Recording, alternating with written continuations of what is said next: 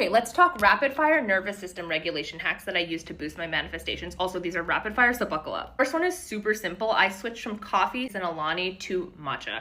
If you've been through any sort of abuse, childhood trauma, or even adulthood trauma, you are already in a state of fight or flight. There is cortisol pumping through your veins. When there is too much energy, that can also turn into anxiety, which is another form of resistance. So keeping myself in that really calm equilibrium state and getting used to what equanimity feels like is key. Speaking of nutrition, I think that one of the most profound ways to access the nervous system is actually through physicality. This is not sponsored, by the way. Oh, I love that I have to say that, but this moringa hot chocolate, this is adaptogens. It's by this brand called Coco Ringa. It has moringa in it, which is so good for your brain and body. It's also great for anti-aging. But I really like the ways that adaptogens bring your body back to homeostasis. So for me, if you're a little bit too anxious, this will bring you back to normal. If you're low energy, it can actually bring you back up to balance. So I really like this specific hot chocolate. I have it every single night. Sometimes I'll even have 2 a day. And the reason that I also like the matcha with the L-theanine and adaptogens is it's just an easy way to get ahead of yourself because it's not requiring any sort of cognitive effort on your part. It's something easy that you can just take and know it's doing the work. The next thing is something that I actually bought as soon as I started blowing up on TikTok because I was like, holy fuck, there are thousands of people watching my videos. And as an introvert, I'm an INFJ, by the way. I don't know if you guys know that. But as an introvert, it can feel like a lot sometimes. And even though I know that massive impact is part of my purpose and it's what I'm committed to do, like in some ways I love being visible, but in some ways my introvert self is like, oh my God, I can't be perceived. Limiting belief. And so this Bearaby weighted blanket is a 15-pound blanket and I have been using this throughout the day. Every single night, like I sleep under it, but also when I'm doing work, I have this lying over my legs.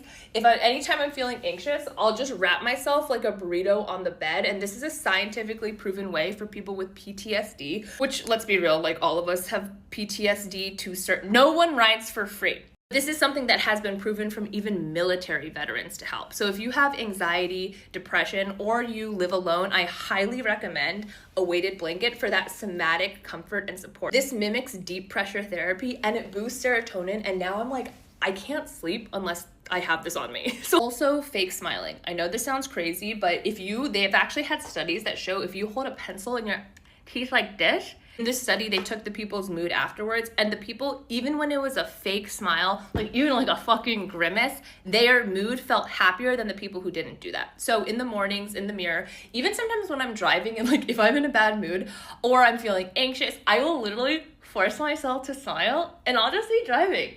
Or I'll just be sitting typing. Sometimes it won't even reach my eyes. I mean, I'm good at method acting now, so I can make it reach my eyes, but like I'll even just do this. And after a while, you will notice that your mood will have been better for it. This is just a really easy physical hack to do. Also, you've heard me say it once and I'll say it again, frequency music, specifically 528 hertz, especially if you are somebody who really likes science-backed, research-backed. This has been shown to reduce anxiety and cortisol by some significant percentage. I have this playing in my ears all the time, especially when I'm out on my walks in LA. All the time. It's always playing on my Alexa at home when I'm working. It's just this steady drip of pure frequency music that's keeping the energy flowing and constantly cleansing that auric body. On that note, I am always having my noise canceling headphones in. So a lot of you guys ask like, why are you always wearing AirPods? It's because, well, number one, like I fucking like love how those noise canceling sound goes, but also it is to block out outside noise. Sensorially, LA can be so overstimulating and like you can just hear burp, burp, like sirens and everything. And when you are constantly in a state of even low level activation, it's like a tab open in your brain. Yeah, like sometimes white noise can be good. That's why I really like frequency music. But for the most part, you don't want to have like a constant steady IV of stimulation. You want to be able to have a safe space in your brain where you can really go to recharge and just not have the 3D world constantly fighting for your attention. Because in order to manifest and in order to calm your nervous system, you need to feel safe. You need to feel deeply, deeply safe. And one of the best ways to feel that is with silence or very relaxing spa music, especially if you're an introvert. Also, don't think that nervous system regulation has to be this like rich, bougie thing or this super time consuming thing. Like I'm going outside for circadian walks every single day. And every single day, I'm finding a plot of grass where for at least 10, 15 minutes, I'll either sit on it with my bare feet or I'll stand on it and just kind of walk around and respond to comments on my phone. Walking is also so critical for your nervous system because it uses the same technology. It's not technology, but like principles as EMDR, which is a type of eye movement therapy, where when you are scanning the premises, it sort of goes back to like our biology when we were cavemen. It gives us a sense of safety to be moving our eyes in this left to right fashion where we're like scanning the planes and we know that we can see everything and that we're ultimately safe. It's the same thing of when you're sitting and you are actually consciously opening your vision to the peripherals. That is also indicating to yourself that you are safe. You have the ability to not have to tunnel vision on something. Your Maslow's hierarchy of needs is met to the point where you can widen your aperture. You can open your vantage point. Another one that I like to bust out through the day, especially if I have a stressful meeting or like a stressful conversation, is the legs up the wall meditation. This is great to activate your parasympathetic nervous system. I just lie on the ground and keep my legs up like this at a 90-degree angle. I'll just lie like that for 10 or 15 minutes. Also, by the way, I want to talk about why the grounding is so crucial. So our body is actually a circuit and the earth has negative ions. So when your bare skin is touching the earth, it's really allowing your body to cleanse and recharge back to its natural homeostasis. And I noticed that after I ground, I can really feel it in my nervous system. We are ultimately animals, like we are creatures of this earth.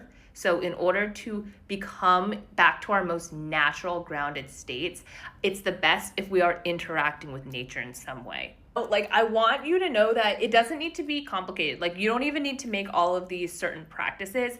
It can be as simple as listening to comedy podcasts. Like, in my drives, other than frequencies, I also listen to a shit ton of comedy. Like, I love comedy podcasts. It's like one of my guilty pleasures. And like, I listen to like shit that I go dumb with it. Like, I'm obsessed with the comedy world. And I think actually, like, especially having gone through so much childhood trauma, like there is something in like the funniest people have been through the darkest shit. And so I think seeing that resilience and just fucking laughing and releasing that oxytocin, it reminds me, hey, this life isn't that fucking serious. Like, honestly, like, it's not that fucking serious. Like, how could this world be serious if children are getting abused? You know, like at this point, like it is clearly a fucking matrix. There's no rhyme or reason to it. So by plugging into the ways of just levity, pure levity, this world has so much darkness that we'll always be able to dip into it. But let's reach for the light. The reason that we're on this manifestation journey is for that lightness. It's to transcend. It's to go upwards. Light is up, dark is down. Anytime you can reach for your version of the light,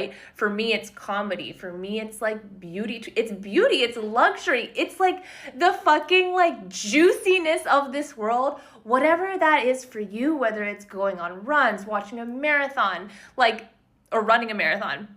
It doesn't matter what it is, like find your guilty pleasures and indulge with them guilt-free. I also want to talk about, like, some of you might be thinking, oh, but the way that I find comfort is through like binge eating or like eating really shitty foods. Like, I've totally been there and I get it.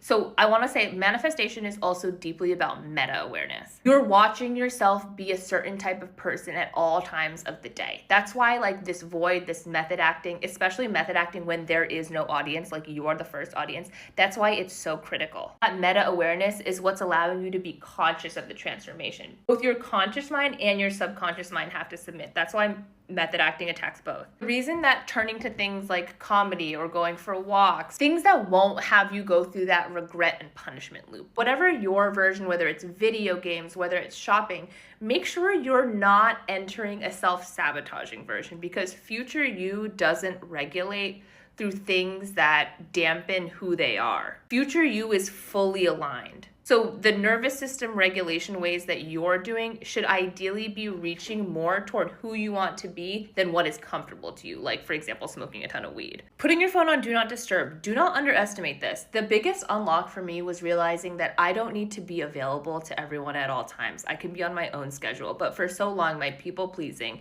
and I think a little bit, honestly, like of my cultural upbringing was like, oh, no, you need to be everyone's foot soldier. You need to be online. You need to be on demand.